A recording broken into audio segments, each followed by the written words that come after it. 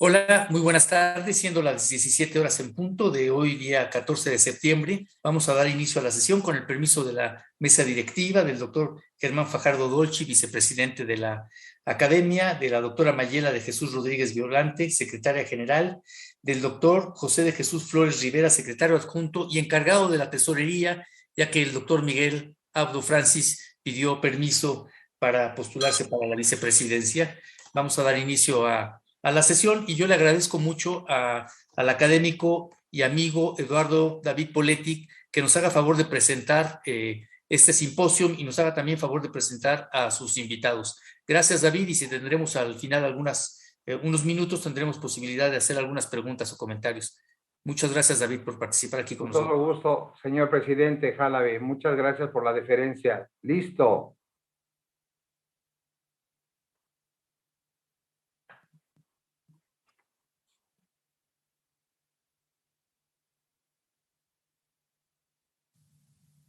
Muy buenas tardes, distinguidos amigos, apreciable público. Es para nosotros motivo de honor haber construido un simposio. Gracias a la bondadosa invitación de la Academia Nacional de Medicina, y vamos a hacer un simposio ágil sobre las farmacodermias, pues para rematar en qué es lo predecible y qué es lo advertible sobre ellas.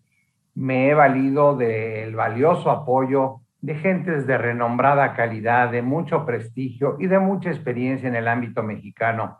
Vamos a comentarles el orden en que van a ir haciendo sus presentaciones. Y la primera es, damos la bienvenida a la doctora Amparo Hernández, quien es una médica muy célebre, egresada como distinguida de la Escuela Superior de Medicina. Es dermatóloga y fue formada en el Hospital General Dr. Manuel G. González, y es actualmente médica dermatóloga adscrita al Departamento de Dermatología del Instituto Nacional de Ciencias Médicas y de la Nutrición Salvador Subirán. Seguidamente, el doctor Julio César Salas Alanís, quien es miembro titular de la Academia Nacional de Medicina, es investigador nacional nivel 2, es fundador de la Asociación DEBRA para México, y mundialmente él es reconocido como un médico de gran apoyo integral a los pacientes con epidermolisis bulosa. Tiene en su haber más de 300 artículos y más de 100 de ellos en PubMed, en revistas Q1 y con alto factor de impacto. Acto seguido vendrá con nosotros nuestro buen amigo y muy apreciado colega, el señor doctor Mario Magaña García, que es profesor de patología y dermatopatología desde hace más de 36 años y egresado de la Facultad de Medicina de la UNAM. Actualmente él es jefe del Servicio de Dermatología del Hospital General de México, doctor Eduardo Lisiaga, de la Secretaría de Salud. Es miembro numerario de la Academia Mexicana de Cirugía. Y como colofón, ya para el corolario, un servidor, soy Eduardo David Poletti, internista dermatólogo con maestría en dermatología pediátrica, y soy profesor de medicina interna y dermatología en dos universidades. Una, la Universidad Autónoma de Aguascalientes, y otra, la Universidad Cuauhtémoc de Aguascalientes. Me precio en ser consejero honorífico, nombrado desde hace 14 años por la Academia Nacional de Medicina para representarla ante la Comisión Estatal de Arbitraje Médico. Y orgullosamente soy miembro de la Academia Nacional de Medicina desde el 2009. Así que, amigos, sean muy cordialmente bienvenidos, y deseamos de todo corazón que este simposio satisfaga sus necesidades profesionales y sea en bien de muchos. Vamos adelante. Buenas tardes. Agradezco a la Academia Nacional de Medicina y a los organizadores del simposio Las Farmacodermias, novedad a la advertencia, la invitación a participar con esta ponencia de la clasificación actual y experiencia institucional en el Instituto Nacional de Ciencias Médicas y Nutrición. Soy la doctora Amparo Hernández y empezaremos con esta charla. Vamos a hablar primero de la definición, la clasificación actual, el abordaje de estos pacientes, les presentaré varios casos clínicos y finalmente hablaremos del tratamiento y conclusiones de este tema. Las reacciones a fármacos son reacciones dañinas o desagradables a un producto medicinal que puede llegar al cuerpo por cualquier vía de administración. Incluso los tópicos pueden causar este tipo de reacciones. Y estos van a requerir que modifiquemos el tratamiento, ya sea modificaciones en la dosis, en la frecuencia o incluso lleguemos a suspender el medicamento, como en los casos graves. Es muy importante en estos casos graves evitar la reexposición, porque nos van a dar una recaída de la reacción medicamentosa, incluso más grave, que puede condicionar la muerte. Desde 2012, no solo se han agregado los medicamentos clásicos, sino también los que son de venta abierta al público, que el paciente consume sin control, muchas veces automedicándose. En la clasificación actual, usando el tipo de respuesta inmune que lo desencadenó, tenemos, por ejemplo, las tipo 1, que condicionan urticaria y angioedema, las tipo 3, como los que causan vasculitis y urticaria, y las tipo 4, que son la mayoría de las reacciones medicamentosas, entre las que encontramos el exantema maculopapular, el síndrome de Stevens-Johnson y el DRESS. Pero es más práctico usar la clasificación clínica, donde vemos las reacciones cutáneas clásicas, como las que vemos arriba, la urticaria, el exantema morbilliforme en las fotos de la parte alta, y las reacciones cutáneas infrecuentes, que afortunadamente entre ellos tenemos las graves, pero también tenemos la fototoxicidad, como la que vemos en este paciente, con este eritema muy importante en las zonas fotoexpuestas, o un eritema pigmentado fijo, que aquí en este caso es ampolloso. También tenemos las reacciones a medicamentos oncológicos. En la clasificación clínica, como les dije, las reacciones clásicas, el exantema morbilliforme, que es la más frecuente de ellas, la urticaria, la anafilaxia, la vasculitis de pequeños vasos, y entre las reacciones cutáneas a fármacos infrecuentes tenemos al síndrome de Stevens-Johnson, necrosis epidérmica tóxica, síndrome de DRESS, síndrome de hipersensibilidad, que son las formas graves, la pustulosis exantemática aguda generalizada, erupción fija a drogas, las reacciones fototóxicas, fotoalérgicas y las reacciones ampollosas. Entre las reacciones cutáneas oncológicas tenemos las reacciones mano-pie, con el eritema acral, o también llamado síndrome de mano-pie, que se asocia a los agentes citotóxicos clásicos, y las reacciones cutáneo-mano-pie, donde además de este eritema se ven zonas hiperqueratóxicas que se asocian a la presencia de inhibidores de la tirosina, como el sorafenib y el sunitinib. Las erupciones acneiformes a inhibidores como de la EGFR, que producen unas reacciones que parecen un acné muy severo, y las reacciones cutáneas a inhibidores de puntos de control como los checkpoints, que pueden causar eczemas, que pueden causar manchas, que pueden causar vesículas. Estas son muy variables. Las farmacodermias deben abordarse con la dermatosis, que nos indica que es muy sugestivo de que sea una reacción a fármacos, y tomar una biopsia cutánea, que en esta se encuentren hallazgos sugestivos de que hay una reacción a medicamentos, como la presencia de eosinófilos muy abundantes. Más tarde tendremos una plática de biopsias cutáneas. También es muy importante tomar en cuenta el tiempo de evolución, hacer una tabla de medicamentos buscando al fármaco sospechoso y apoyarnos de los reportes de la literatura para ver cuál podría ser el causante principal para tratar de retirarlo. Buscar intencionadamente manifestaciones sistémicas, alteraciones de prueba de laboratorio y lo que llamamos banderas rojas, que son los hallazgos más importantes, tanto clínicos como a nivel de laboratorio, que nos van a hablar que el paciente puede tener una reacción grave y que hay que tener más cuidado. En este algoritmo nos ayuda también, como más o menos como lo que le presenté anteriormente, a saber si es algo grave o va a ser algo leve. Si tiene manifestaciones sistémicas, involucro de mucosas, alteraciones como ampollas, desprendimiento de la superficie cutánea, eso va a ser grave. Si el paciente no tiene síntomas sistémicos, no tiene afección a mucosas, no tiene la presencia de ampollas o pústulas, esto va a ser una reacción más bien leve. El tiempo de evolución entre la administración del fármaco y la presencia de la dermatosis es muy importante. La mayoría de los médicos creemos que van a ser inmediatas, pero no siempre es así. Solamente en la urticaria es cuando esto sucede, y en las demás puede pasar un tiempo variable, desde pocos días, 4 o 5 días en un exantema morbilliforme, hasta los 40 días que se puede presentar un síndrome de hipersensibilidad o el DRESS. Ustedes ven aquí la lista de medicamentos que pueden causar este tipo de reacciones a largo plazo. Pueden ser muchas, como los antiepilépticos, el aropurinol y medicamentos que usamos los dermatólogos como la aminociclina. Las banderas rojas, es decir, lo que tengo que buscar en los pacientes para buscar si es un caso grave, y entonces tener mucho cuidado con este paciente porque su evolución puede ser de mal pronóstico. Son la fiebre, el edema facial, las linfadenopatías, las lesiones ampollosas como la que podemos ver en la fotografía con estas ampollas cerosas que dejan áreas denudadas, el signo de Nikolsky, que quiere decir que nosotros pudimos desprender la piel al hacer una presión suave y eso hace que se levante en una ligera capa la piel, y esto nos está hablando de una necrosis muy importante a nivel epidérmico y que esto es una reacción grave.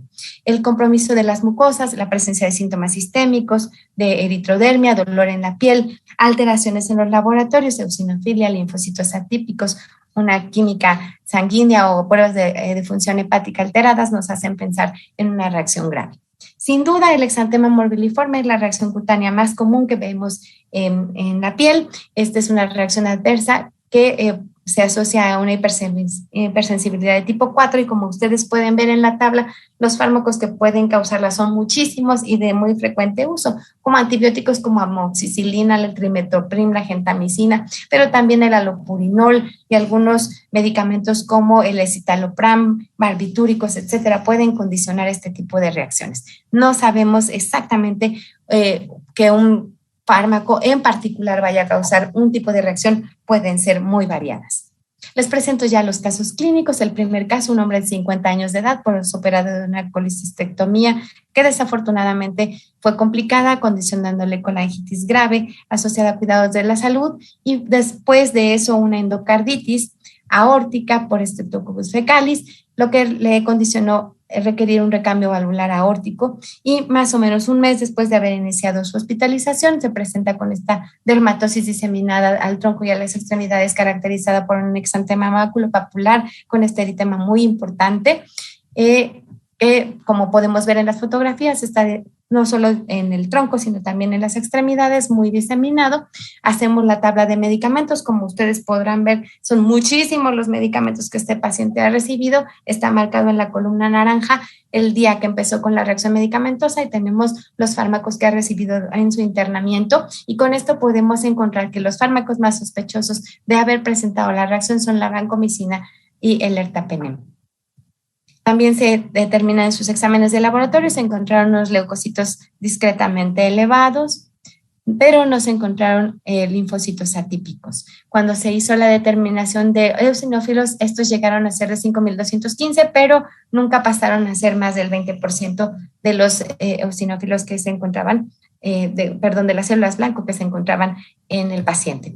En sus pruebas de función hepática hubo discretas alteraciones, elevaciones, pero siempre se recuperó, no tuvo más problema. Entonces, usando la escala de evaluación del Regiscar para el síndrome de Dres, se descartó finalmente que este paciente tuviera un síndrome de Dres porque lo único que tuvo, el punto que tenía era la hipereosinofilia, que incluso era discreta, no llegó a ser más importante.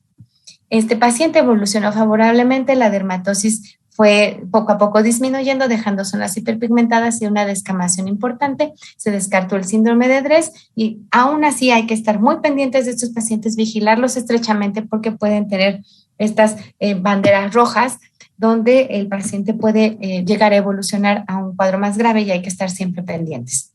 En este paciente que se le dio de tratamiento, pensando originalmente que pudiera tratarse de un síndrome de Dres, se le dio un ciclo de prednisona de 15 miligramos por día. Sin embargo, cuando se descartó el síndrome de Dres, se pudo retirar y se quedó con medidas de sostén como loratadina, betametasona y emolientes, logrando su alta alrededor de un mes después.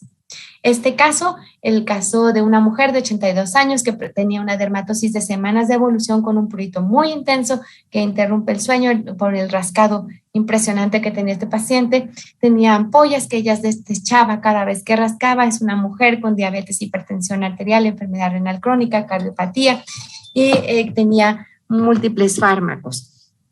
La enfermedad ampullosa con prurito nos hace pensar en un pemfigoide ampulloso. Cuando se hizo el análisis de esta paciente se vio que recientemente le habían agregado linagliptina y esto le había conferido la aparición del pemfigoide ampulloso inducido por fármacos. El pemfigoide ampulloso inducido por fármacos no solo se presenta con linagliptina, se puede presentar con muchos medicamentos como el omeprazol, la furosemida, espironolactona, que son medicamentos de uso muy frecuente.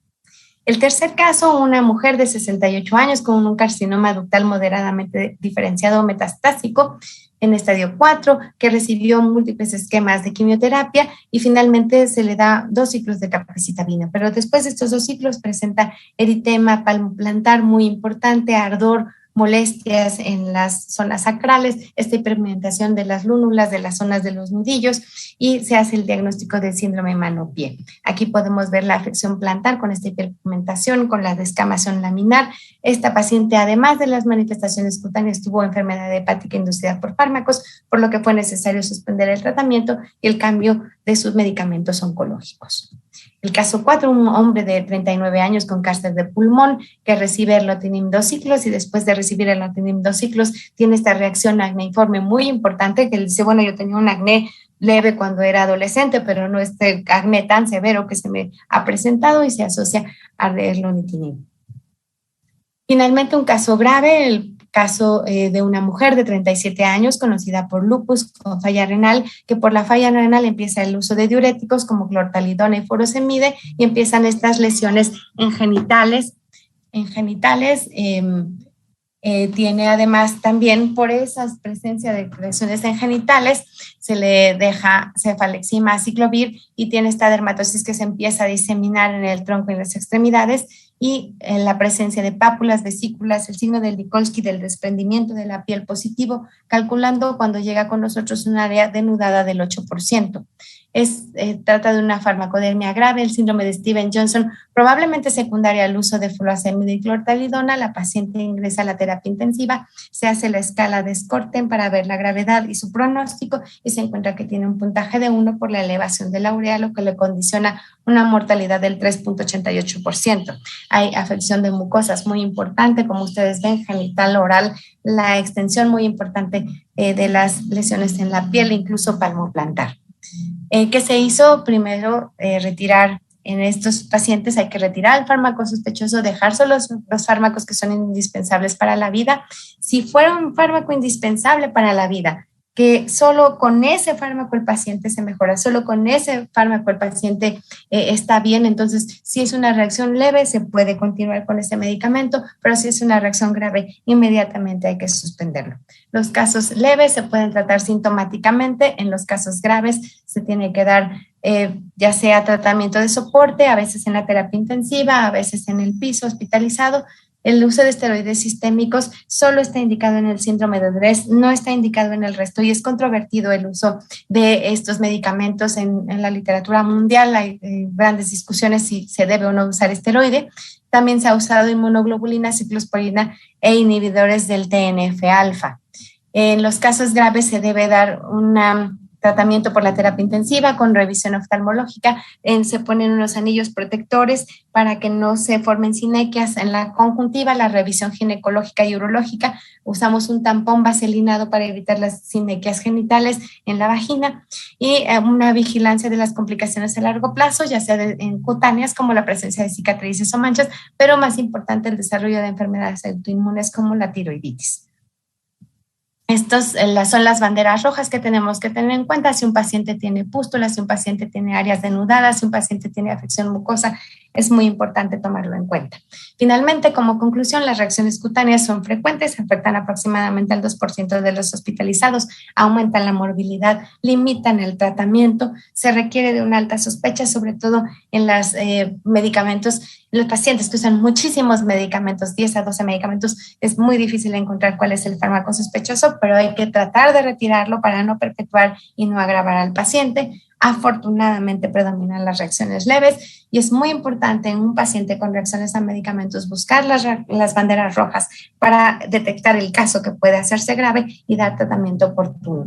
El tratamiento principalmente es soporte y limitar las complicaciones. Se requiere de un manejo interdisciplinario para manejar a estos pacientes. Este es el grupo de dermatología del instituto. Muchísimas gracias. Gracias nuevamente por la invitación. Muy buenas tardes. Mi nombre es Julio César Salas Alanís, soy dermatólogo de Monterrey, Nuevo León, y quiero agradecer en forma muy especial a la Academia Nacional de Medicina, así como al doctor Eduardo Poletti, por esta invitación para dar esta plática. Inicialmente el nombre de la conferencia era diferente, pero decidí hacer un cambio mucho más enfático para hablar de una enfermedad que creo que es interesante conocer. El término de la enfermedad se llama estigma, hematidrosis, hematolacra y tricorragia. Muchísimas gracias a la academia y al doctor Eduardo Poletti. El objetivo de la plática es hablar de la historia de los estigmatizados, definir el término, describir un caso clínico que me llevó a la consulta, investigar qué sabe la enfermedad, qué diferente tiene nuestro caso o qué estamos aportando a la literatura, qué fisiología proponemos y si finalmente es una cuestión de fe o es una enfermedad genética. Los estigmas, la primera vez que se utilizó este término fue en Estados Unidos, cuando los dueños de sitio donde eran las fábricas, o mejor dicho, lo que son las granjas, hacían que los esclavos los nombraban, o mejor dicho, los etiquetaban con un hierro caliente para ponerle el nombre de propiedad. Estigma es me pertenece a. Entonces los estigmas a través del tiempo han sido cambiando su cuestión histórica, porque actualmente cualquier persona que tenga un sello diferente se le conoce como estigmatizado, como por ejemplo la gente que padece vitiligo o inclusive gente que padece SIDA. La primera persona que padeció este tipo de fenómeno o enfermedad fue Jesucristo. Dice Lucas que un día antes de que Jesucristo fuera sacrificado en la cruz, él sangró y sudó a través de sus lágrimas y manos y pies sangre. El fenómeno siempre está relacionado con cuestiones de misticismo, religiosidad o simplemente como un proceso supernatural. Durante el siglo XVIII y XIX, múltiples casos han sido reportados. El primer caso realmente publicado en forma científica fue o data de 1918 en el British Medical Journal. Las causas y fisiopatología de este fenómeno no son conocidas y realmente se sabe poco. Los casos que han sido publicados han sido tratados con propanolol, con ansiolíticos, sin ninguna efectividad. La historia dice que después de Jesucristo había una gran cantidad de personas, tal vez 50 o 25, que han padecido este proceso. La realidad es de que el caso más conocido es el caso del Padre Pío de Pietrelcina, y en su momento fue catalogado como una persona psicópata por la misma Santa Sede, quien después, en el 2002, Juan Pablo II lo canonizó. Se dice que las personas que sudan sangre, la sangre huele a rosas, cosa que en el caso que nosotros revisamos no es cierto. Olía a simple sangre. Definición de hematolacria es cuando uno llora sangre. Hematidrosis cuando uno suda sangre. Y tricorragia es un término nuevo que estamos utilizando, que acabamos de publicar, para definir el término cuando el folículo piloso secreta sangre. Y que no sea de un traumatismo, sino por una enfermedad como la que estamos mencionando.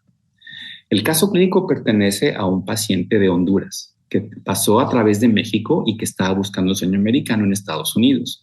Llegó a Monterrey, un día fue internado en carácter urgente en el departamento del Hospital Universitario de Urgencias por sangrado. El paciente fue visto con aspecto psiquiátrico, llamaron al psiquiatra, lo revisaron y dijeron que el paciente no tenía absolutamente nada.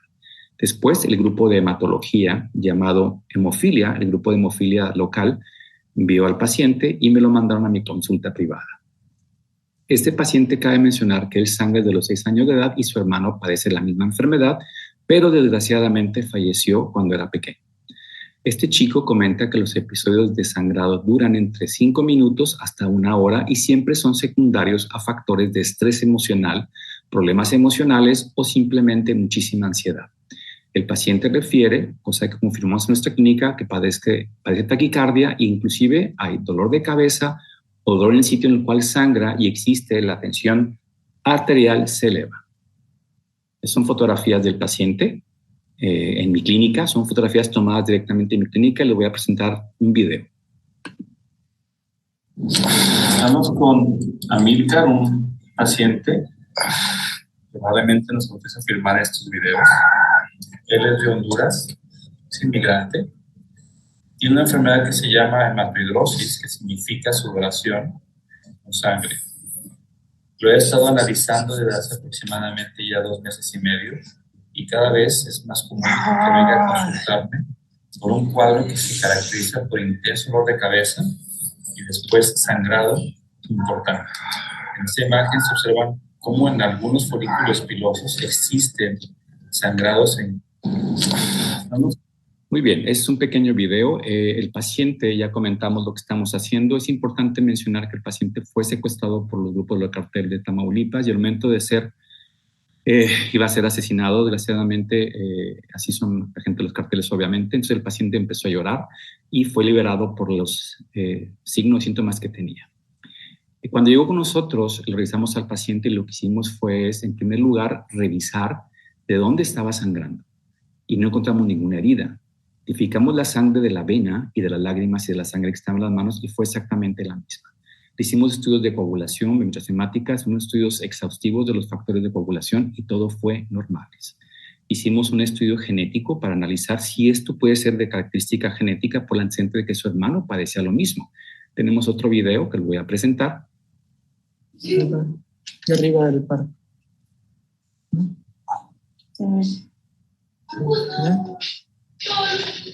Sí. Entonces, al paciente le hicimos biopsias de piel, le hicimos estudio genético y estudios laboratoriales. Son dermatoscopías de lo que es la palma de la mano y esto es otro video muy sencillo de la región temporal. Obviamente lo que veremos es esto, que es donde está la arteria latiendo y es un sangrado simplemente en capas, por así decirlo, pero no observamos realmente la dermatoscopía de dónde proviene el sangrado. Duele mucho. Y eso es lo que vemos a nivel de histopatología, o mejor dicho, a nivel de dermatoscopía, en la cual los folículos pilosos se inician con una pequeña mácula eritematosa, después llega ya lo que es el fluido y forma pequeñas lagunas en los folículos pilosos que están unidos.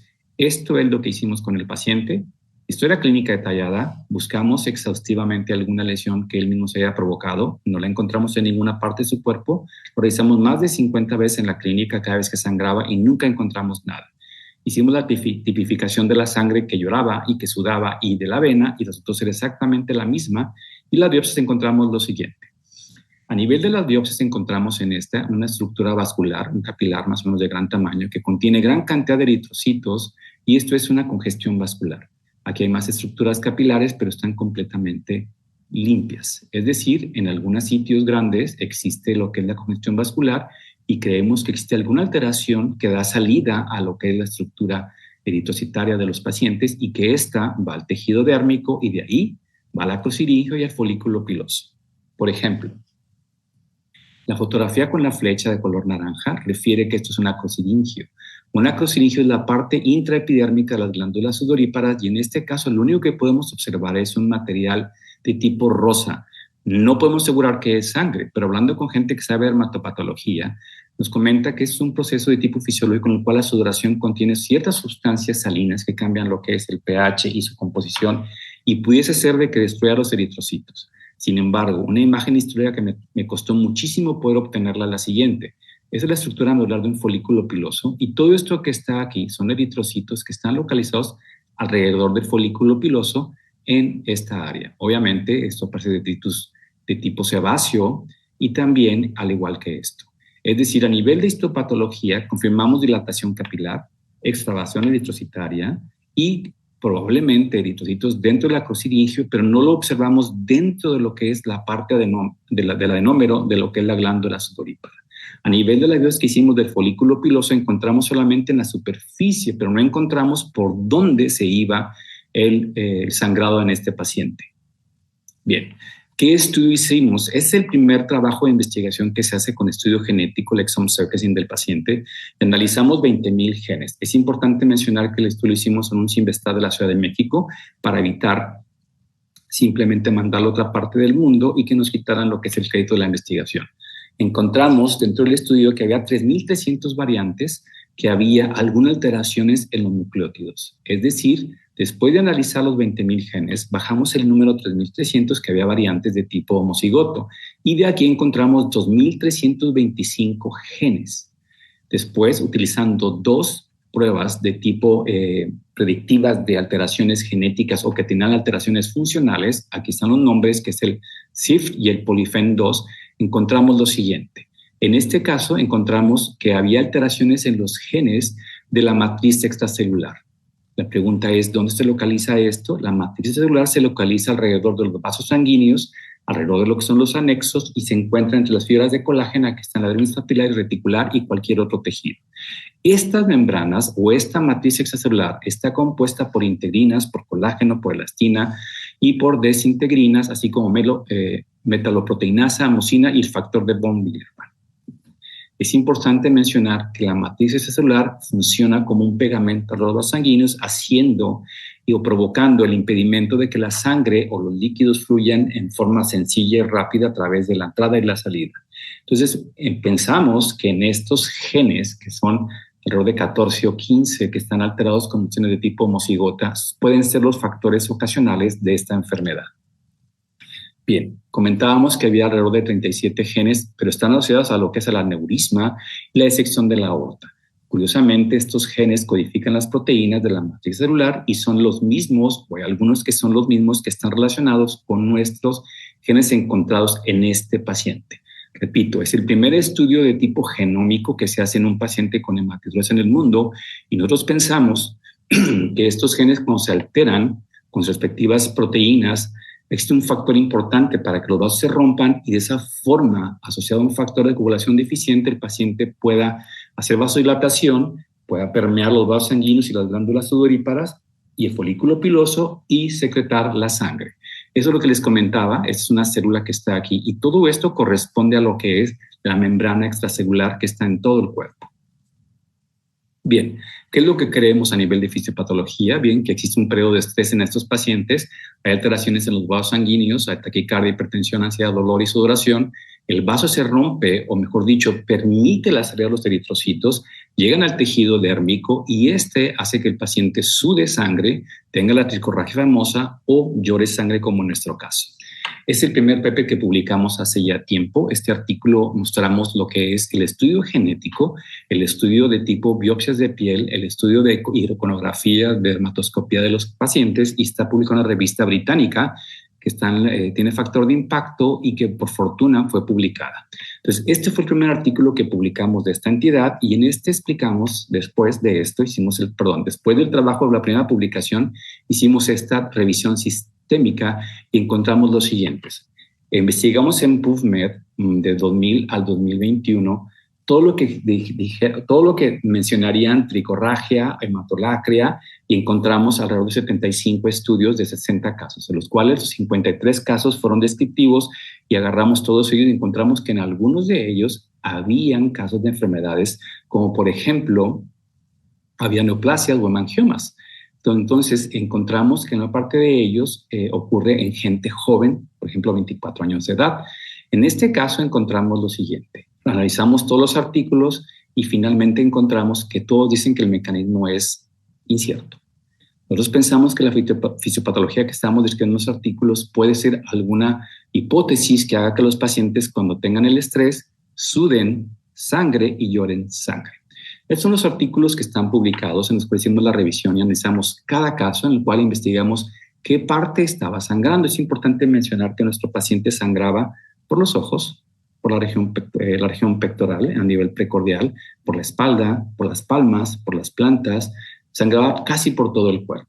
Entonces son los artículos publicados en nuestra publicación que acaba de salir en el mes de mayo y en este también encontramos cuáles son las proteínas o cuáles son las proteínas que pensamos que están alteradas con sus respectivos genes y son los que encontramos también mutaciones homocigotas en nuestro caso.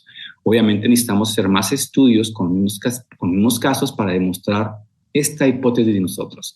Es decir, si comprobamos que el paciente es una enfermedad de tipo genética, pues vamos a cambiar un poco la historia con la religión y sobre todo con la Biblia y la misticidad de estos casos.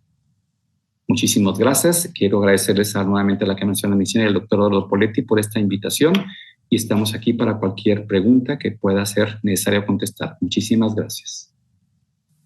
Buenas tardes. Agradezco a mi distinguido amigo el doctor David Eduardo Poletti y a la Academia Nacional de Medicina la gentil invitación a participar en este simposio sobre farmacodermias. También se usa el término de reacciones adversas a medicamentos, aunque es un término más amplio, es el término internacionalmente aceptado. En 1972, la Organización Mundial de la Salud propuso esta definición: respuesta nociva, no planeada, no deseada y no intencionada de un paciente hacia un fármaco, en ocasiones impredecible. Nosotros hemos ampliado un poquito esta definición en los siguientes términos.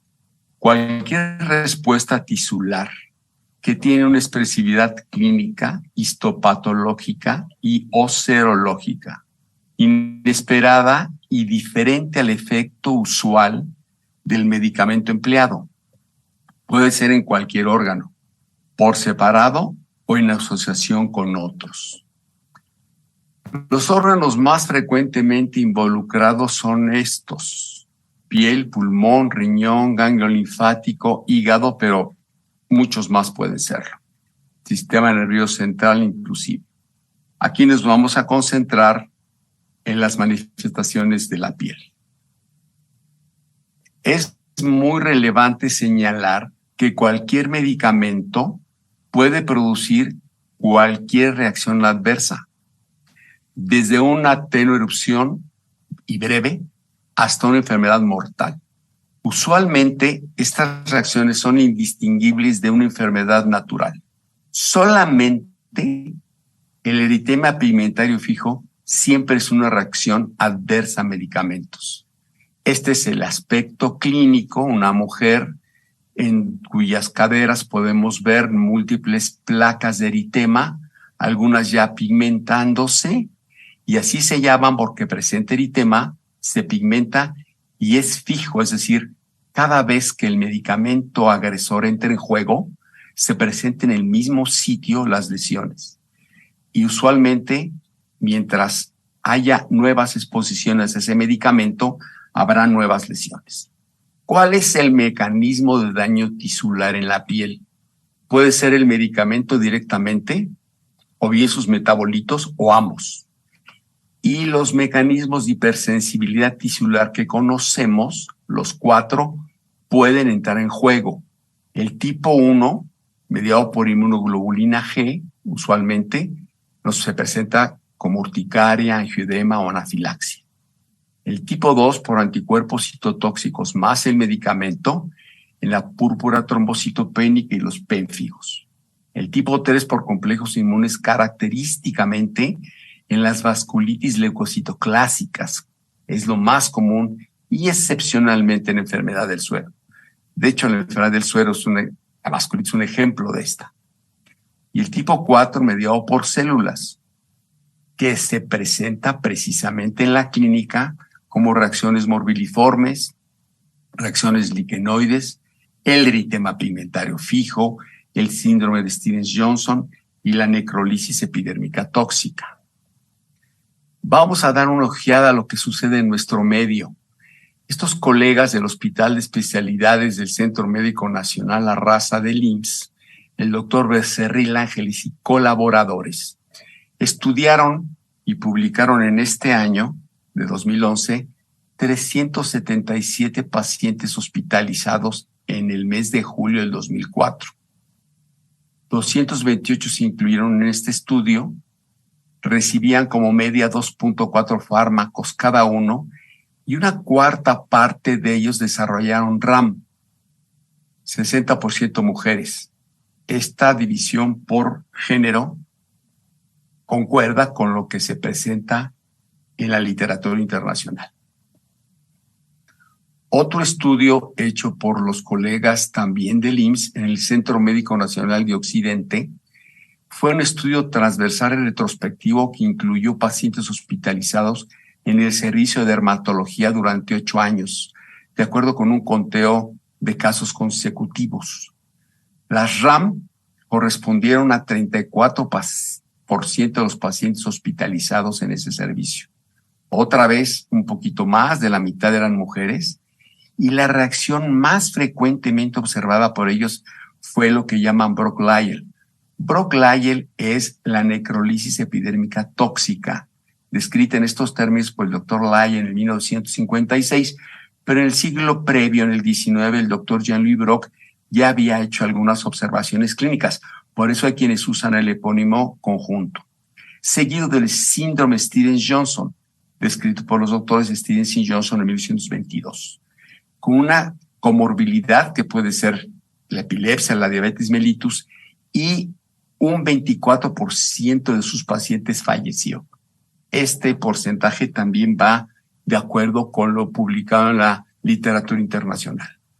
No obstante la amplia variabilidad de manifestaciones clínicas, reconocemos 4 patrones básicos. Los dermatólogos podemos identificar 4 patrones y sospechar de medicamentos ante una erupción eritematopapulosa morbiliforme, porque se parece al sarampión, es una manifestación exantemática en la mayor parte de las veces, pero puede haber reacciones urticarianas, pustulosas y ampollosas. Y la presentación histopatológica puede presentarse como en cualquiera de los 9 patrones básicos de reacción tisular descritos por el profesor Ackermann desde hace ya 40 años, un poquito más de 40 años, y fundamentalmente los 2 primeros, que es la dermatitis perivascular superficial y profunda, con o sin cambios en la epidermis. Ahorita los vamos a señalar. Otro autor de gran impacto, el doctor Whedon, propone 6 o reconoce 6 patrones de reacción tisular, donde también podemos encuadrar el tema que nos ocupa hoy. Clínicamente, este es un cuadro de urticaria aguda por penicilinas, una erupción en donde hay múltiples pústulas generalizadas en una niña por medicamentos anticonvulsivos y que microscópicamente se ve la pústula subcorneal. La pústula subcorneal, como vemos en este recuadro clínico, aquí la histología, pues lógicamente la pústula puede estar en situación subcorneal o intermedia o basal.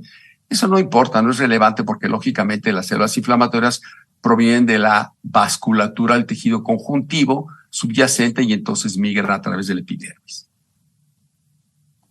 A pesar de toda esa amplia gama de posibilidades, los patólogos reconocemos 2 patrones básicos en cuanto a las RAM: la dermatitis espongiótica y la dermatitis de interfase. Esta es la dermatitis espongiótica, en donde el epitelio exhibe edema intercelular, usualmente acompañado por infiltrados linfocitarios mixtos, puesto que también se asocian eosinófilos superficiales y a veces superficiales y profundos. Cuando vemos con mayor acercamiento podemos identificar claramente el edema intercelular característico de esta reacción tisular.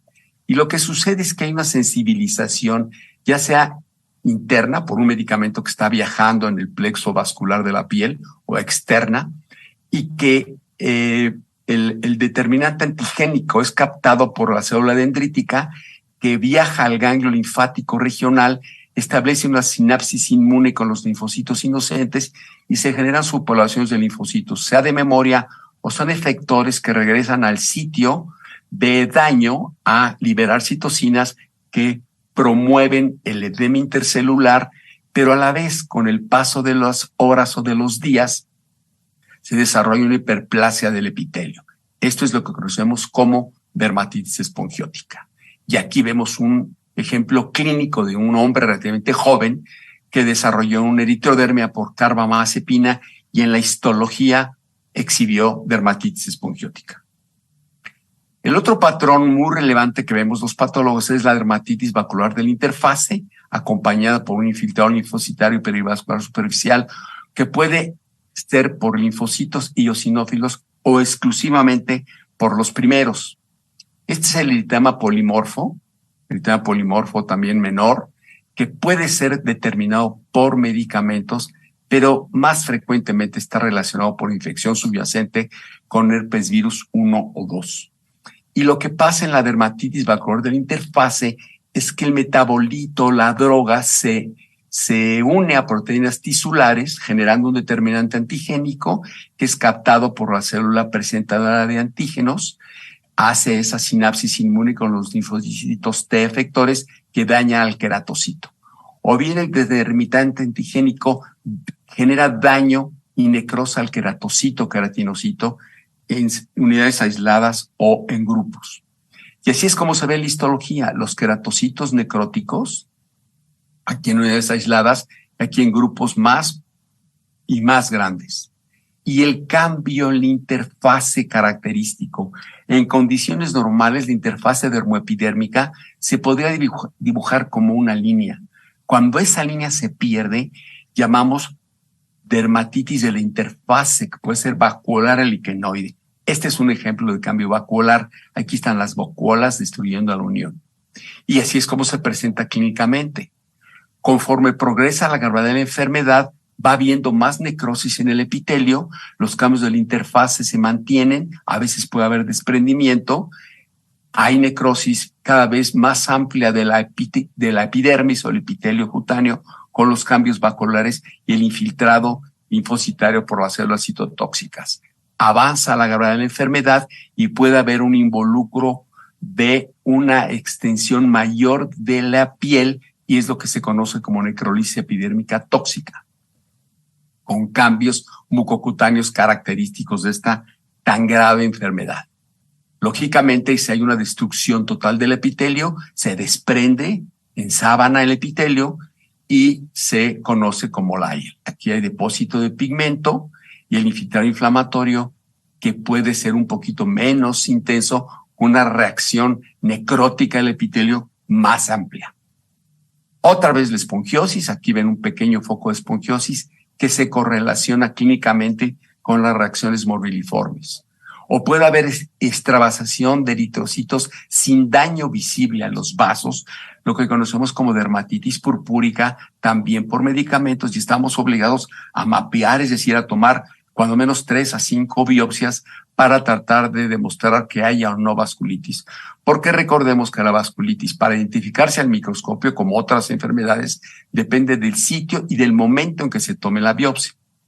Esta es la urticaria, que microscópicamente se ve como edema de la dermis, por eso se ve esta separación en las fibras de colágena, con un infiltrado que salpica todo el grosor de la dermis, claro, con mayor predominio perivascular, pero es mixto, puesto que hay linfocitos, mastocitos, eosinófilos, neutrófilos.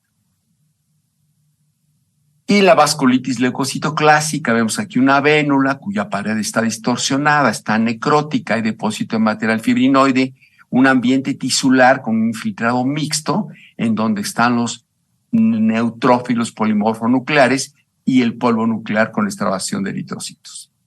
Y bueno, lo bien conocido desde hace algunas décadas, el síndrome de DRESS, que es el acrónimo de las palabras en inglés con que fue descrito, reacción a medicamentos con eosinofilia y cambios generalizados o cambios sistémicos, y que usualmente se manifiesta como una dermatitis espongiótica con un infiltrado mixto y células necróticas. En conclusión, el eritema pigmentario fijo siempre es por medicamentos. Es la única entidad cuya causa es un medicamento y si el paciente no lo recuerda, hay que insistir en el interrogatorio. Posee características clínicas y patológicas bien identificables. Y aquí vemos nuevamente ya una etapa tardía donde ya hizo pigmentación y el infiltrado inflamatorio con células necróticas muy parecido al Stevens-Johnson o al Lyell, pero con presencia de eosinófilos. Aquellos no infiltran eosinófilos. Los patólogos debemos diagnosticar las reacciones adversas a medicamentos con base en patrones histopatológicos. Necrosis epidérmica total, dermatitis de la interfase vacuolar o liquenoide, un patrón urticariforme, un patrón purpúrico, un patrón espongiótico, un patrón liquenoide, que pueden ser idénticos a los patrones tisulares no causados por fármacos, es decir, enfermedades naturales idiopáticas. Muchas gracias por su atención. Gentiles amigos, ahora lo predecible y lo advertible ante las farmacodermias como colofón de este buen simposio. Un saludo muy cariñoso a toda la mesa directiva encabezada por el gran amigo, el doctor José Jala Becherem, y a todo su equipo que trabajan tanto a favor de la Academia Nacional de Medicina. Desde Aguascalientes, un gran saludo. Amigos, es muy notorio e indiscutible el incremento tan notable de las farmacodermias en el 2022. Es pertinente que para que mis metas sean acuciosamente bien dirigidas, que yo plantee esto, 3 preguntas como objetivos reales. ¿Cuál es realmente su verdadera incidencia?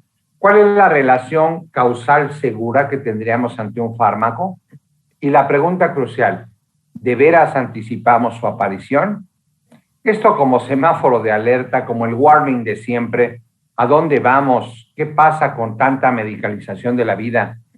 La farmacodermia, entendida como una erupción mucocutánea a cualquier procedimiento de administración por cualquier ruta de un fármaco, es la consecuencia, a veces una de las más nefastas, por el empleo de una vacuna, de un fármaco o de un procedimiento diagnóstico. Por ejemplo, ponerle yodo a alguien para un procedimiento que puede rematar pues en una enfermedad sustantivamente grave o bien implicar la muerte. Sí se constituye como una emergencia para un grupo multidisciplinario en el que la voz cantante por la frecuencia seríamos en este caso los dermatólogos.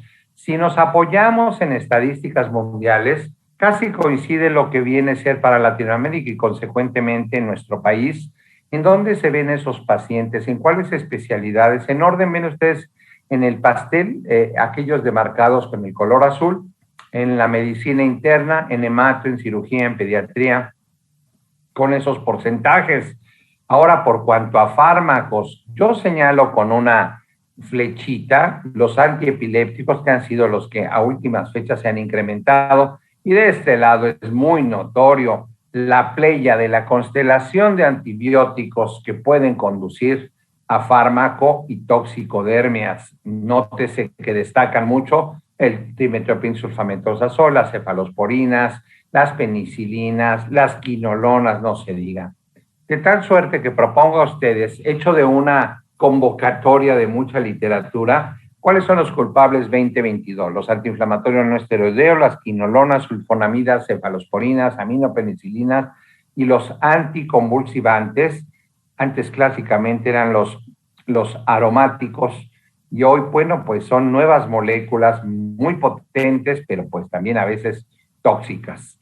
Esto es el caso de una publicación reciente encabezada por el grupo del Hospital Dr. Manuel G. González, donde se publica la experiencia muy bien desglosada en una revista española, es de este año, cómo trataron con inmunoglobulina intravenosa y esteroides sistémicos a pacientes con el gravísimo cuadro de necrólisis epidérmica tóxica y la experiencia que ya se tiene. Se está publicando mucho en México. Hay mucha concientización entre los médicos de que este es un suceso que debemos de atender con la mayor acuciosidad posible. Estas son las fotos publicadas en ese artículo encabezado por la doctora Vega Memije, también académica titular de nuestra noble institución. Los efectos adversos a medicamentos resulta ser a veces una contrariedad en los mismos pacientes hospitalizados en el porcentaje que ahí se señala, y déjenme subrayar.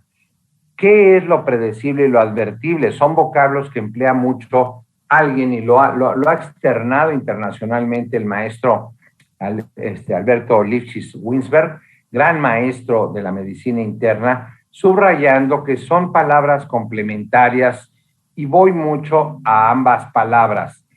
Las farmacodermias se pueden subdividir en alérgicas y no alérgicas. A las que no son alérgicas es la que particularmente conocemos como toxicodermias.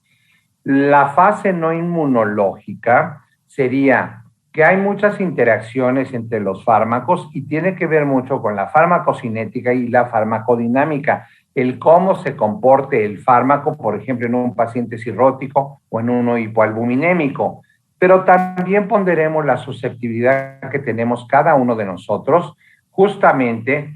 Esto es por farmacogenética y cuál es la farmacoepidemiología que se tuviera como para suscitar una farmacovigilancia. A ello ya se han abocado grupos distintos en México. En un screening farmacogenético se está depurando mucho a saber cuáles son los alelos HLA específicos a ciertas reacciones, cuál es la interacción de MSH con péptidos y medicamentos, ¿Y cuánto tiene que ver la disponibilidad del fármaco? Es así como planteamos, bueno, ¿cómo vamos avanzando en el estudio del alelo de cada población? El grupo de nutrición del Salvador Subirán, encabezado por la doctora Orozco Topete en aquel entonces, que fue publicado en una revista europea y de hace ya 11, 12 años, ya se da mucho la asociación de las reacciones cutáneas adversas en población mexicana y su relación con el factor de necrosis tumoral alfa 2 y sus alelos respectivos. Esto ha continuado en ascenso y se está publicando más sobre las diversas reacciones a medicamentos y vacunas. Nótese que estoy mostrando ahí, pues, el trágico personaje de los últimos casi 3 años. Bueno, cada quien sabe qué ha disparado, con qué arma lo ha hecho y con qué potencia ha mandado una bala. Cada quien de nosotros tenemos la mejor intención de ayudar a las personas al usar un fármaco. Lo que pasa es que ahora hay más presentaciones, las personitas se medicalizan más, hay enfermedades más reemergentes, hay idiosincrasia que vamos a ir poniendo a la exposición de cada fármaco y hay exposiciones a más sensibilizaciones. ¿Cuáles son los nuevos culpables? Vean la lista, desde COVID-19 hasta los inhibidores de punto de control inmunológico. Hay nuevos haplotipos HLA y polimorfismos genéticos. Hay más vacunas. Nótese una publicación reciente donde hay necrólisis epidérmica tóxica secundaria desde la primera dosis del Pfizer-BioNTech para COVID. Entonces, subdividamos. Hay reacciones tipo A que son predecibles, relacionadas a la actividad farmacológica, y por eso Paracelso decía que la dosis hace al veneno, dosis facet venenum est. La farmacodermia también muchas veces podría deberse a algo que hablemos como impureza relativa o a hipersensibilidad o anafilaxia, pero ya anticiparíamos que en el geronte esto es muy probable por disminución de masa de nefronas y de hepatocitos. Las reacciones tipo B serán van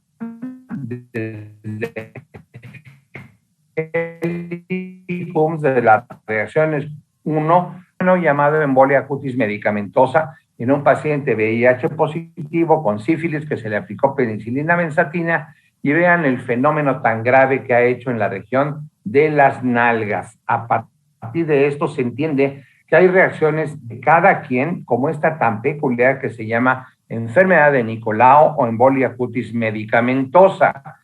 Este síndrome, aunque raro, se ha estudiado mucho, pero converge en un espectro impresionante de reacciones a nivel del sitio donde se aplica el fármaco. Total que tenemos un paciente con exantema y fiebre. Bueno, pero ¿qué más le notamos? Aparte de lo que esté expresando como exantema y a veces enantema, el paciente probablemente empezó nada más de coloración eritematosa o papular y se fue agravando con lesiones purpúricas, o bien el paciente se puso taquipneico, polipneico, con mala saturación de oxígeno, oligúrico, y haya que verlo a nivel hospitalario, o bien fue muy grave la afección con mucositis grave, con despegamiento de las mucosas, con afección en las conjuntivas, con afecciones que le impedían tragar, deglutir, incluso hasta respirar. Este es el paladar de un paciente con una reacción con síndrome intermedio, un proceso entre el síndrome de Stevens-Johnson y la necrólisis epidérmica tóxica, la cual vemos aquí, con el gravísimo signo del durazno viejo, que es el Nikolsky. Aquí vemos otros 2 pacientes en estado grave, con completa denudación de la piel, formando extensas bulas a nivel de las piernas, las nalgas. Vean ustedes el despegamiento tan grave que esto. Bueno, ahí es donde el dermatólogo que descubra esto tiene que poner de inmediato el grito en el cielo, porque él anticipa que no solo va a ser la piel. Tendrá que tomar en cuenta la interconsulta lo más pronto que se pueda a oftalmólogo, a ginecólogo y o urólogo. ¿Por qué? Porque la conjuntiva, por ejemplo, puede dañarse, la córnea. Tendrá el médico oftalmólogo que hacer sus pruebas para ver disfunción lagrimal, afección de la córnea, poner tempranamente sustitutos de tejidos como el corioamnios y cosas sintéticas que han salido para proteger la córnea tempranamente y evitar estas sinequias tan graves que puede verse como consecuencia de haber tenido una farmacodermia. También es el caso de las lesiones que se pueden ver a nivel urogenital, vaginal, en el tronco del pene, en el glande, en el meato uretral. Debo de decir que no hay ni tratamiento estandarizado ni consistentemente efectivo para las farmacodermias. Pensemos, ¿existe algún algoritmo bien establecido para tanta variabilidad? Los estudios con evidencia científica para saber si existe alternativa terapéutica, además del tratamiento de soporte, son sostenibles actualmente. ¿Hay un fármaco definitivo de primera línea para cada farmacodermia? ¿Cuál es el beneficio de supervivencia significativo? Veamos este caso, es necrólisis epidérmica tóxica. Para ello empleamos el SCORTEN. Quiere decir, con esos 7 parámetros, ¿cuál podría ser el más grave? Bueno, pasa de 40 años, viene taquicárdico, ha tenido cáncer de superficie corporal de más del 10%, pero ojo, tiene un bicarbonato menor a los 20 que dice, ahí esto ya es un suceso delicado.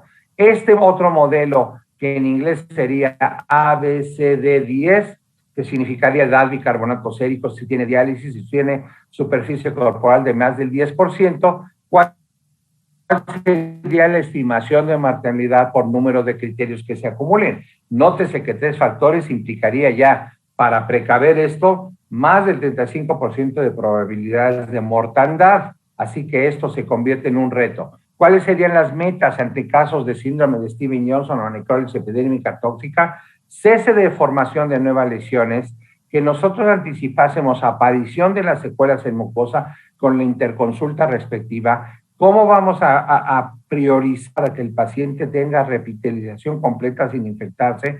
¿Cómo tener una media de duración de la hospitalización en casos graves que va de los 10 a los 14 días?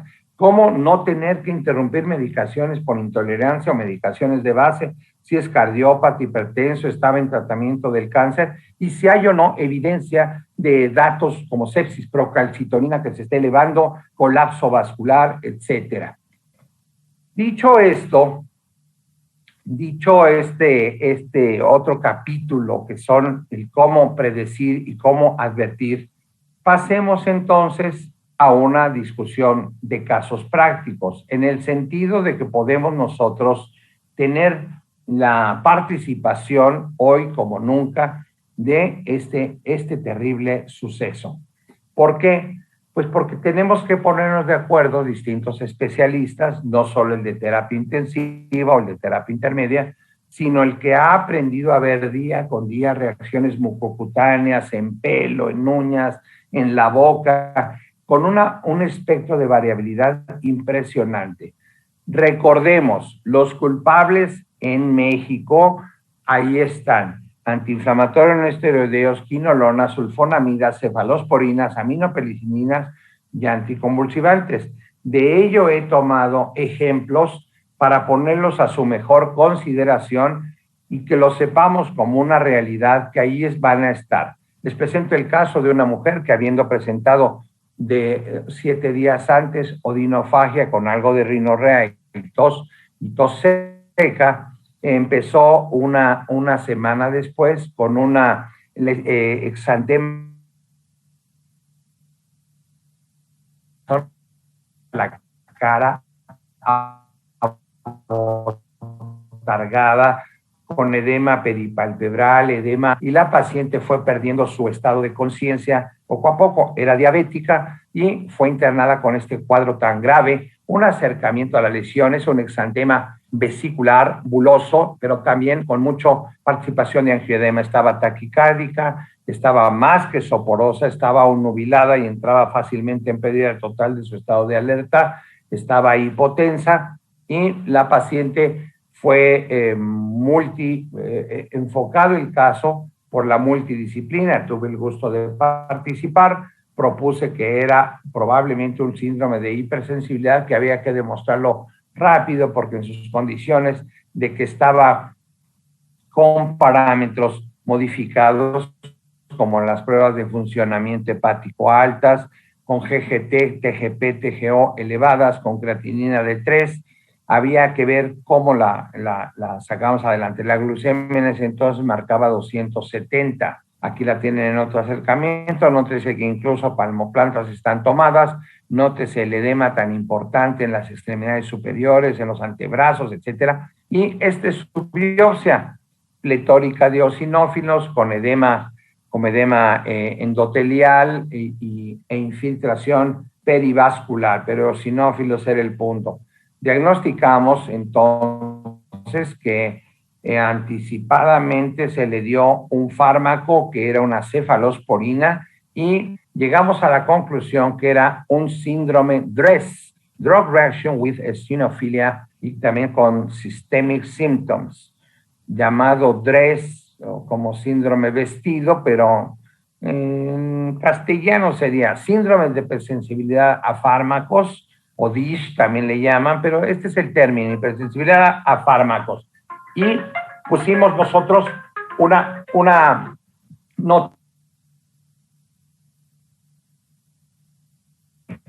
reactivación de un fármaco en vista que subyacía probablemente un herpes simple de vía respiratoria y iniciada por el virus y haberse administrado una cefalosporina. Hoy juegan un papel importantísimo VIH y COVID para potenciar los fenómenos tóxicos de los fármacos. Hay principios para que uno sospeche que el comportamiento antigénico es más lesivo en presencia de una enfermedad subyacente que tenga que ver con virus. De ahí que no es raro que los pacientes que vienen con una historia así fue que empezaron con un cuadro gripal, probablemente hubo precipitación, nada raro tomar antiinflamatorios no esteroideos e iniciar un antibiótico. Esta es la paciente luego que decidió pulsarse durante 5 días con metilprednisolona, 1 gramo intravenosa, es a los 10 días. Los cuidados de la mucosa, la piel, se le solicitó interconsulta al oftalmólogo y al ginecólogo porque estuvo con sonda y no hubo lesiones de trascendencia a nivel mucocutáneo, ocular o uretral. Esta es la paciente a los 15 días, ya completamente reepitelizado, restituido, completamente consciente, sin secuelas neurológicas, y en los controles, tanto los asuados, tanto las pruebas de función hepática estaban normales, ya no había eosinofilia. El síndrome DRESS es un síndrome de origen múltiple a fármacos, pero es uno de los que han ido más en ascenso. Ahí la tienen ustedes a la paciente a las 2 semanas de que estuvo en coma, de que tuvo un síndrome de DRESS por una cefalosporina.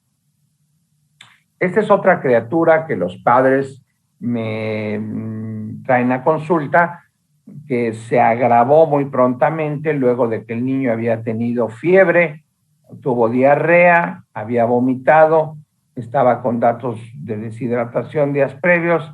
Se le iniciaron una suspensión en cucharaditas que la mamá en un inicio no me podía decir y me preguntaban mucho que si era alergia al alimento, lo de siempre. Y entonces yo tuve que decirles que el niño estaba gravemente afectado con lesiones que estaban ya despegando con extensas bulas. Nótese, por ejemplo, los pies, cómo abarcaba todo el piececito ya despegándose. Y propuse el diagnóstico cuando supimos que era esa suspensión de un síndrome intermedio. Es ese síndrome que afecta del 11% al 19% de la superficie corporal y está en la superposición entre síndrome de Steven-Johnson y necrólisis epidérmica tóxica. Descubrimos que el jarabito que le habían dado era trimethoprim con sulfametoxazol. Propusimos que ante la gravedad del cuadro fuéramos asistidos o también acompañados en su manejo intrahospitalario para aplicarle 3 días seguidos inmunoglobulina intravenosa y todos los cuidados con la piel con derivados actuales ya muy purificados de la plata, lavarle con Sindex y luego cubrirle con apósitos hidrocoloides las zonas más denudadas. Este es el paciente. Había pues inquietud de los padres, tomé biopsias. Esta es una de las biopsias importantes que voy a señalar en esa área que se percibe como síndrome de despegamiento. Ahí hay una ampolla subepidérmica, hay francamente en la base de la epidermis numerosos queratinocitos necróticos, apoptóticos. Hay algo de infiltrado perivascular, pero destaca mucho la apoptosis basal, queratinocitos necróticos, y la ampolla subepidérmica que corroboraba una farmacodermia. Este es el niño luego de 10 días de que fue atendido, 3 días a nivel hospitalario con inmunoglobulina, más los cuidados que les he mencionado. La conclusión es que era un síndrome intermedio inducido por la combinación tan común de trimetoprim con sulfamethoxazol.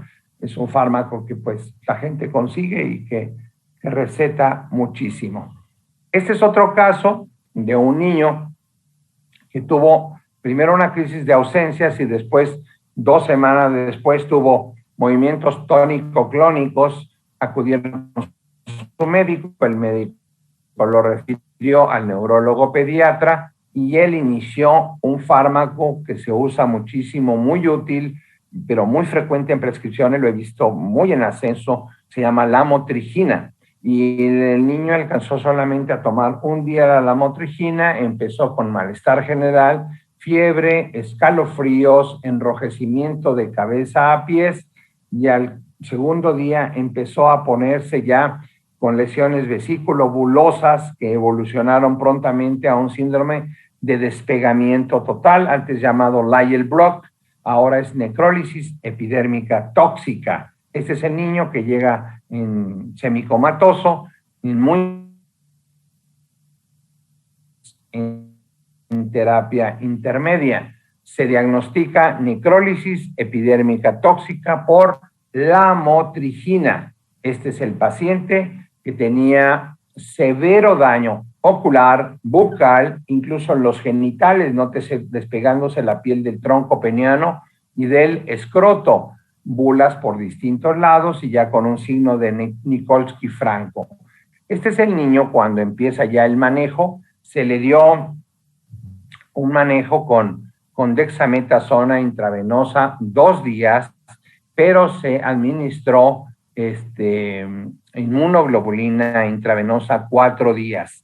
Normalmente se da de 1 a 2 gramos por kilogramo de peso por día. Empleábamos inmunoglobulina intravenosa de 4ª generación en ese entonces, pero aquí las reinas del manejo pues siempre son el grupo de las enfermeras. Las enfermeras son el pivote esencial de esto. Es el niño cuando se empezó a manejar. En el rostro se ve así como trasudativo, pero es la apariencia del Aquaphor, que es una equivalente a la vaselina, pero es muy pulcra para reepitelizar. Aquí tienen al niño al 7º día, ya renovando la epitelización. A nivel genital ya se nota que va escarificando, ya está en fase de encostramiento, el niño en buen estado de alerta. Nótese ya ahí las costras de renovación cutánea y cambiando prontamente su piel. Se le mantuvo todo el tiempo procurando su hidratación, su aporte proteico y con sonda nasogástrica. Y aquí tienen al niño al 12º día de su internación, completamente epitelizado. Estos cuadros de afección en los niños es obvio que tienen mejor pronóstico que los pacientes adultos, donde empleamos mucho el Scorten, que les menos edad de la que pronostica mal, tiene función renal normal, no tuvo nunca alteraciones en los bicarbonatos, en fin, marcó datos cuyas posibilidades de morbimortalidad eran bajísimos, nunca hizo sepsis, pero no hubo mayor necesidad de otro manejo. Las conclusiones que deseo hacer en relación a esta disertación y en relación también al simposio que gentilmente nos han invitado es: las farmacodermias revelan por conjetura e intuición su existencia en ascenso. Conjetura e intuición que representan el querer prevenir, precaver. Estamos viendo que las cosas han ido en ascenso, nos necesitamos comunicar mucho esto que viene sucediendo ante la viruela del mono, lo que venga, pero hay más fármacos, pero hay más gente que acude a la automedicación, Google y demás. Entonces esto las cosas las va haciendo más complejas y tiene más nuevas aristas. Y el otro punto, las farmacodermias nos hacen observar, amigos, que debemos enseñar más continuamente su reparación. Por eso es advertir. Ya lo vimos, ya lo observamos. Ahora, ¿qué estamos haciendo en consecuencia? El apreciar estos términos, el advertir, es ya justamente para tomar cartas en el asunto. ¿Qué estamos haciendo? Todos los que nos compete esta hermosa responsabilidad de tomar nuevas decisiones y proceder prontamente a atender a estos pacientes que muchas veces pueden perder la vida. Esperamos haya sido de su completo agrado esta serie de disertaciones donde la doctora Amparo Hernández, Julio César Salas Alanís, Mario Magaña García y Eduardo David Poletti hemos tenido como meta específica compartir con ustedes un punto de vista que esperamos sea muy útil y para la Academia Nacional de Medicina sea motivo de difusión de este tipo de inquietudes y para las personas que va dedicado particularmente a los pacientes, pues les mejore su calidad de vida. Estamos profundamente agradecidos por un espacio en nuestra muy querida academia y esperamos que podamos volver a tener contacto con ustedes. Les envío un muy cariñoso saludo desde Aguascalientes y hasta muy pronto. Muchísimas gracias por su atención. Muchas gracias, David. Excelente simposium que nos han ofrecido esta tarde. Creo que tenemos algunos momentos para algunas preguntas o algunos comentarios de los que están participando por acá. Está la doctora Olga Lidia Vera, que es internista y reumatóloga, y Silvia Fernández también levanta la mano, y Miguel Abdo. Adelante, empezamos con Silvia, luego Miguel, y si Olga quieres comentar también algo, adelante, Olguita. Silvia.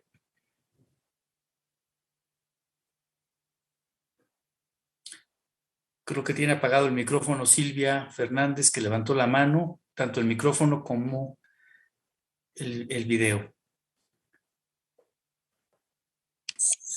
En realidad yo solo quería felicitar a todos los ponentes y agradecer la oportunidad de poder participar como oyente. Muchas gracias. Gracias, Silvia. Miguel, estimado Miguel, adelante. Gracias, presidente. Bueno, primero, como has comentado, agradecerle al doctor Poletti este extraordinario simposio. Nos tiene acostumbrados siempre a este tipo de eventos y sus profesores de primer nivel, y saludo con mucho respeto y cariño a mi jefe de derma del Hospital General, a mi querido doctor Mario Magaña, que siempre me da mucho gusto verlo. Creo que los gastroendoscopistas y los dermatólogos compartimos muchas cosas, porque una parte de la piel se mete a nuestro esófago y vemos muchas enfermedades ampollosas y vemos lesiones medicamentosas, y muchas de ellas a veces ustedes nos las refieren efectivamente para el paciente que tuvo una reacción medicamentosa severa y que también hace de pronto disfagia, sobre todo pues las clásicas por doxiciclina, que es la de las tetas la más grave, y por los alondronatos que nos dan tanto problema y que tenemos que manejarlos de manera conjunta. Creo que ha sido un simposio muy interesante porque pues todos estamos involucrados en este concepto.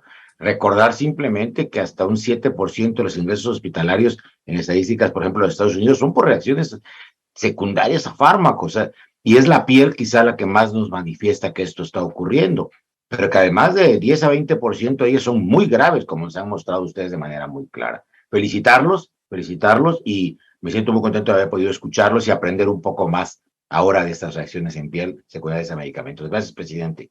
Gracias, Miguel Abdo. Sí, Olga Vera, ¿tienes apagado el micrófono, Olga? Pues muchas felicidades a todo el equipo que presentó este excelente simposio. Realmente en los servicios de medicina interna nos enfrentamos a estas farmacodermias.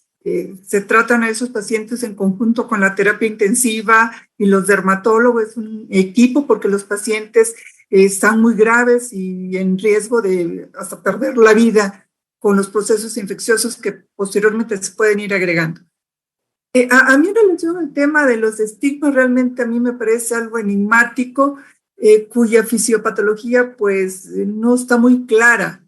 Aquí yo quisiera preguntar si los fenómenos autoinmunes pudieran tener algún papel, algún autoanticuerpo, aunque pareciera que esto es más genético, algo estresante.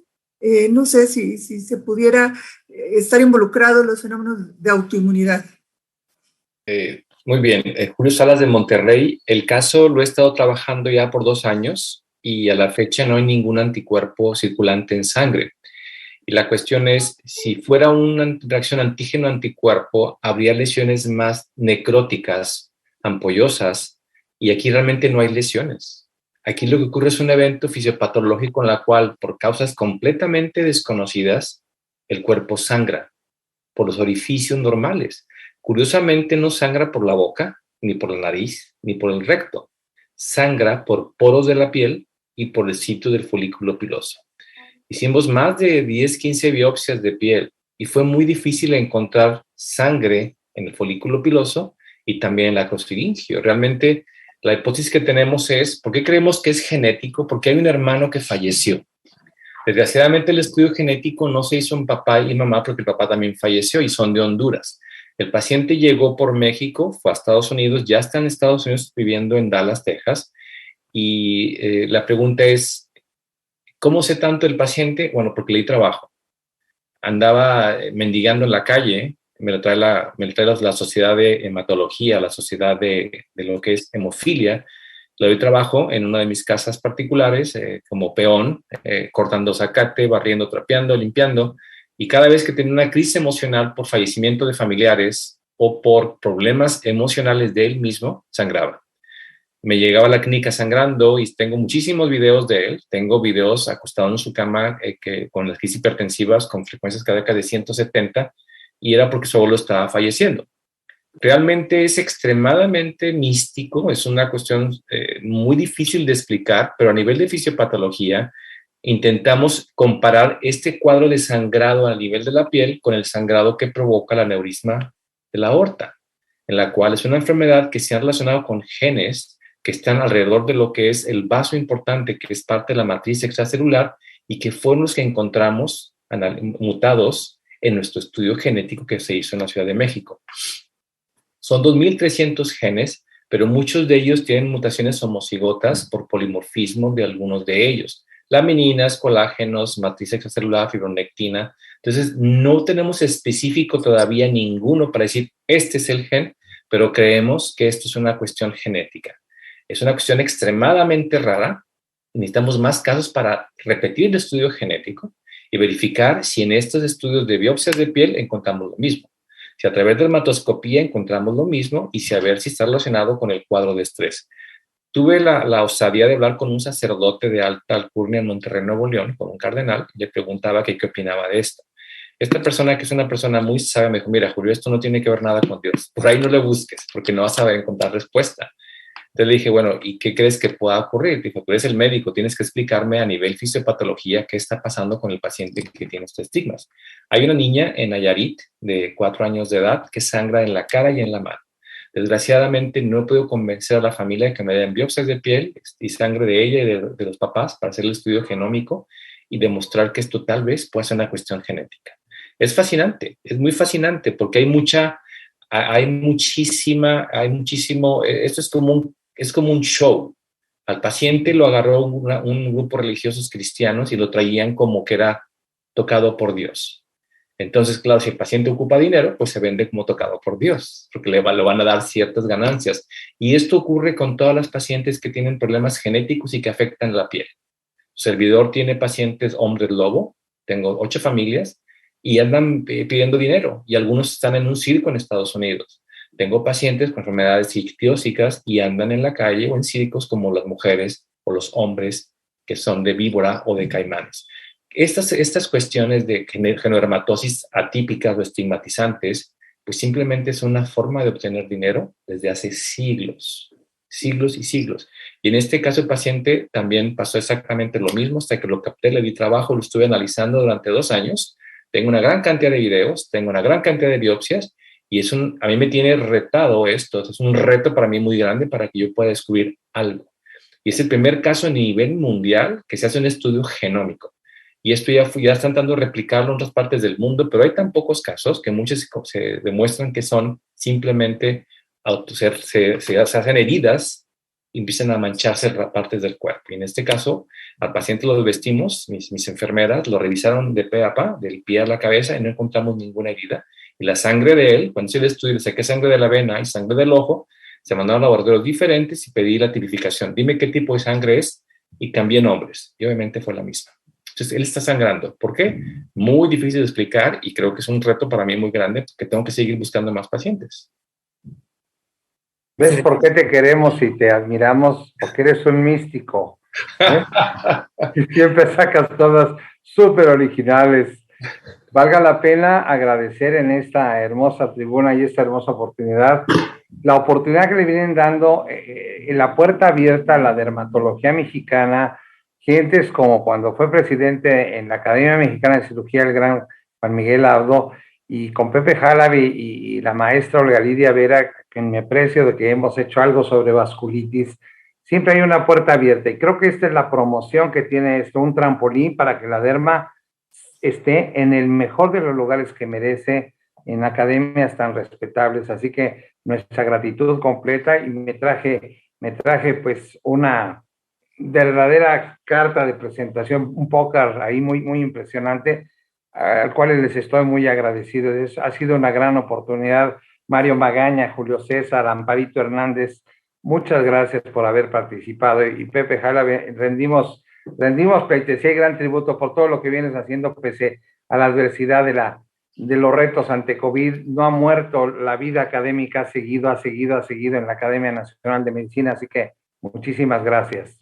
Gracias a ustedes, David, gracias a todo el panel que tuviste la oportunidad de presidir en este momento. Es una tarde muy provechosa para todos nosotros porque, como decía Miguel Abdo, aprendimos mucho. Muchísimas gracias y no me queda más que además de agradecerles, invitarlos para que el próximo miércoles 21 de septiembre nos acompañen al simposio Alteraciones del Sueño, un problema latente en personas mayores, que nos hará favor el doctor Sergio Sánchez García de coordinar. Los esperamos a las 17 horas en punto y nuevamente agradecemos, nos llevamos un sabor de boca muy, muy bonito, porque a pesar de estas imágenes tan desgarradoras y sobre todo en niños, pues es una realidad a la que nos enfrentamos los clínicos en forma cotidiana. Muchas gracias, David Poletti, y muchas gracias a todos los participantes del simposio. Que estén muy bien. Gracias a todos. Gracias. Muchas gracias. Todos. Gracias. Buenas tardes. Gusto verles, David. Gracias a todos. Un saludo afectuoso. Ya nos vemos, Abdo, pronto. Hasta luego. Doctora Vera, hasta pronto. Buenas tardes.